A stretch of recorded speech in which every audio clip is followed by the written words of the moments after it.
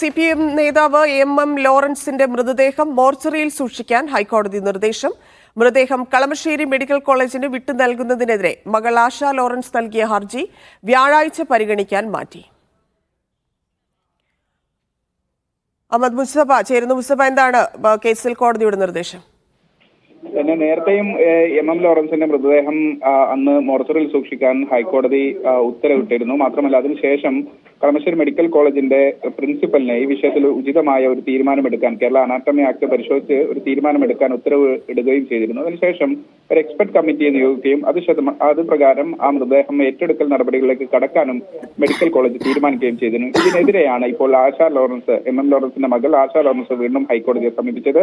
പ്രധാനമായും ഉന്നയിച്ച ചില വാദങ്ങൾ, ഒന്ന്, ഈ എക്സ്പെർട്ട് കമ്മിറ്റിയെ നിയോഗിക്കാൻ ഹൈക്കോടതി നിർദ്ദേശിച്ചിരുന്നില്ല. തീരുമാനം മറികടന്ന് പ്രിൻസിപ്പൽ ഒരു എക്സ്പെർട്ട് കമ്മിറ്റിയെ നിയോഗിച്ചിരിക്കുന്നു. ഒപ്പം തന്നെ നേരത്തെ അഫിഡവിറ്റിൽ ഹാജരാക്കിയ അല്ലെങ്കിൽ പറഞ്ഞിരുന്ന ചില വാദങ്ങൾക്കപ്പുറത്ത് പുതിയ ചില തീയതികൾ കൂടി ഇതിൽ ഉൾപ്പെടുത്തിയിട്ടുണ്ട്. ഒപ്പം തന്നെ ഒരു മകൾ അഫിഡവിറ്റ് പിൻവലിക്കുകയും ചെയ്തിരിക്കുന്നു. ഈ ഒരു സാഹചര്യത്തിൽ കളമശ്ശേരി മെഡിക്കൽ കോളേജിലെ മറ്റു 2 പേരാണ് വിറ്റ്നസ്സായി ഹാജരായത്. ഉൾപ്പെടെയുള്ള വാദഗതികളാണ് എന്തായാലും ഹൈക്കോടതിയിൽ ഉന്നയിച്ചത്. എന്തായാലും ഇന്ന് ഈ കേസ് പരിഗണിച്ചൊരു സാഹചര്യത്തിൽ ഇതിന്റെ മറ്റു ചില വകുപ്പുകൾ കൂടി, ഉപവകുപ്പുകൾ കൂടി, ഈ കേരള അനാട്ടമി ആക്ടിലെ 4A ആണ് നേരത്തെ പരിശോധിച്ചിരുന്നത്. മറ്റു ചില വകുപ്പുകൾ കൂടി പരിശോധിക്കുന്നതിലേക്ക് കോടതിയിൽ ചില നടപടികൾ ഉണ്ടായി. എന്തായാലും അതിന്റെ കൂടി അടിസ്ഥാനത്തിലാണ് സ്റ്റേറ്റ് അറ്റോർണിയോട് കുറച്ചുകൂടി വിശദാംശങ്ങൾ ഈ കേസിൽ ഹാജരാക്കാൻ ആവശ്യപ്പെട്ടിരിക്കുന്നത്. എന്തായാലും അടുത്ത വ്യാഴാഴ്ചത്തേക്ക് വീണ്ടും ഈ കേസ് പരിഗണിക്കാൻ മാറ്റിയിരിക്കുന്നു. അതുവരെ ഈ മൃതദേഹം മോർച്ചറിൽ സൂക്ഷിക്കാനും കോടതി നിർദ്ദേശിച്ചിട്ടുണ്ട്.